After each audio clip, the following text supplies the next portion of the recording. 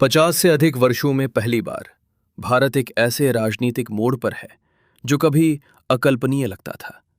सत्ता में कोई वामपंथी सरकार नहीं, न केरल में, न पश्चिम बंगाल में, न ही त्रिपुरा में। एक आंदोलन जिसने कभी सरकारों, नीतियों और राष्ट्रीय बहसों को आकार दिया था, वो अब राजनीतिक अप्रासंगिकता के कगार पर है। तो क्या हुआ? वामपंथ सत्ता से विलुप्ति के इतने करीब कैसे पहुंच गया? ताजा चुनावी रुझान एक निर्णायक बदलाव की ओर इशारा करते हैं। पिनाराई विजयन के नेतृत्व वाले केरल के लेफ्ट डेमोक्रेटिक फ्रंट ने सत्ता खो दी है और इसके साथ ही भारत में अंतिम बची हुई कम्युनिस्ट सरकार भी चली गई है।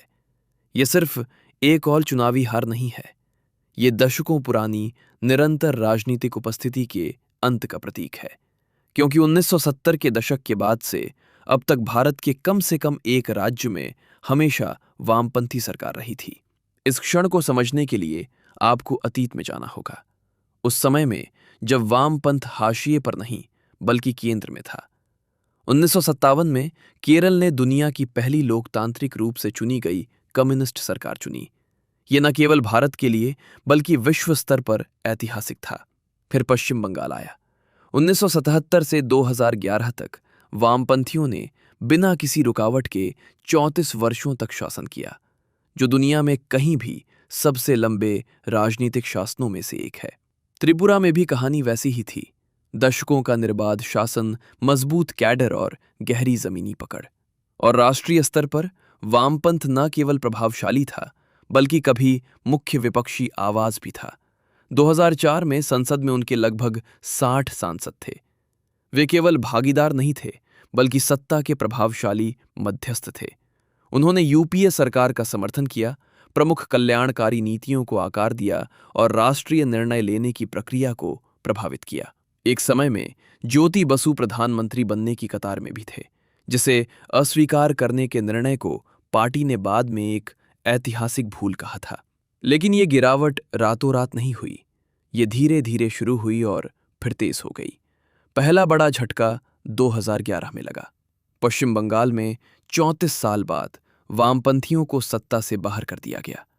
ममता बनर्जी का उदय केवल एक जीत नहीं थी बल्कि ये एक राजनीतिक बदलाव था।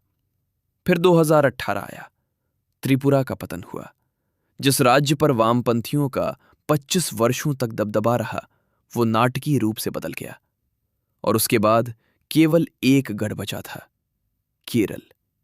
वहां भी वामपंथियों ने 2016 और 2021 में लगातार 2 बार जीतकर परंपरा तोड़ी थी। लेकिन अब वो आखिरी स्तंभ भी ढह गया है। ये केवल चुनावों के बारे में नहीं है, ये एक गहरे बदलाव के बारे में है। पहला, नेतृत्व। वामपंथ एक ऐसी नई पीढ़ी के नेताओं को तैयार करने के लिए संघर्ष कर रहा है जो युवा मतदाताओं से जुड़ सके। ये कोई नई चिंता नहीं है। वास्तव में नए खून की कमी और नेतृत्व की बढ़ती औसत आयु को खुद सीपीआईएम के भीतर इसकी पार्टी कांग्रेस की चर्चाओं सहित बार बार उजागर किया गया है। दूसरा, संगठन। वामपंथियों ने अपनी ताकत श्रमिकों, यूनियनों और मजबूत कैडर नेटवर्क पर बनाई थी। लेकिन भारत का श्रम बल बदल गया है। ये अब अधिक अनौपचारिक है, अधिक गतिशील है और अधिक खंडित है। और पार्टी इस नई वास्तविकता के साथ तालमेल बिठाने में संघर्ष करती रही। तीसरा, विचारधारा। भारत में जो तेजी से महत्वाकांक्षी, वैश्वीकृत और बाजार संचालित हो रहा है, वहां उनके आर्थिक विचार पुराने लगने लगे। साथ ही सीपीआईएम को एक अलग तरह के राजनीतिक हमले का भी सामना करना पड़ा है कि वो भाजपा के प्रति बहुत नरम रही है। अभियान के दौरान राहुल गांधी ने इसे कम्युनिस्ट जनता पार्टी तक कह दिया, जिससे सीधे भाजपा के साथ तुलना की गई।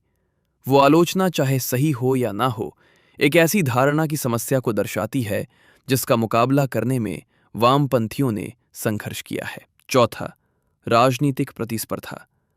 क्षेत्रीय दलों ने उनके पारंपरिक सामाजिक आधार के बड़े हिस्से पर कब्जा कर लिया और भाजपा के उदय ने राष्ट्रीय विमर्श को नया आकार दिया, जिससे राजनीति वर्ग से हटकर पहचान की ओर मुड़ गई। और अंत में निर्णय। 2008 में यूपीए सरकार से समर्थन वापस लेने से लेकर पहले की रणनीतिक चूक तक कई लोगों का मानना है कि वामपंथ ने महत्वपूर्ण क्षणों में अपने ही प्रभाव को कमजोर किया। आंकड़े कहानी स्पष्ट रूप से बताते हैं। 2004 में संसद की लगभग 60 सीटों से लेकर आज महज मुट्ठी भर तक। कई राज्यों में शासन करने से लेकर अब कहीं नहीं होने तक।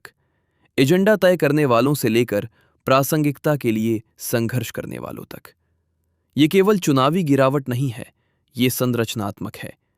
क्योंकि वामपंथ कभी भी महज एक और राजनीतिक गुट नहीं था। इसने भारत की कल्याणकारी नीतियों को आकार दिया। इसने श्रम कानूनों, भूमि सुधारों और सामाजिक न्याय की बहसों को प्रभावित किया। यहां तक कि इसके आलोचक भी स्वीकार करते हैं कि वामपंथ ने असमानता और श्रमिकों के अधिकारों जैसे मुद्दों को राष्ट्रीय चर्चा के केंद्र में बनाए रखा। अब वो आवाज मध्यम पड़ रही है।